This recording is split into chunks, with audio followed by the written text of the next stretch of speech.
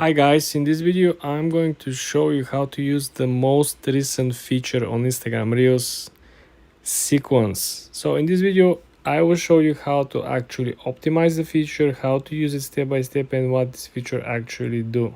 Let's launch the Instagram app first. Okay, for example, let's look at this video over here, right? Very cool, very nice. Let's say we wanna create a remix on this video, but we don't wanna use the whole video, right? There is a particular part of which we want to use. So all we gotta do is to click on the top right corner on the three dots, right?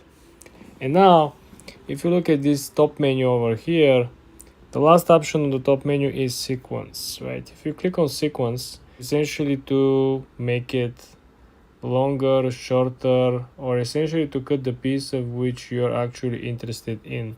When you finish, just simply press next. Okay, now with this particular feature over here, you will be able to use your camera, right, and to recreate this video by replying to it. And Instagram will also allow you to edit. So for example, you want to use this small piece of it, you can make a commentary, you can reuse it by simply putting your input, tagging the original content, right, and simply recreating the piece of work.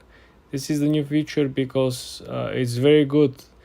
An example of which, if you have a longer reel, right, but the part in which you want to make a comment or you want to make a remix, right, it's right in the middle.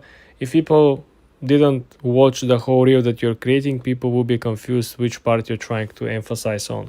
But now with this feature, you will be able to cut out or cut off the exact piece that you want to act upon. So this will make so much sense and make much more easier for you to create your own content and at least keep a larger audience engaged through the video. For more tips and tricks like this, guys, subscribe and follow for more.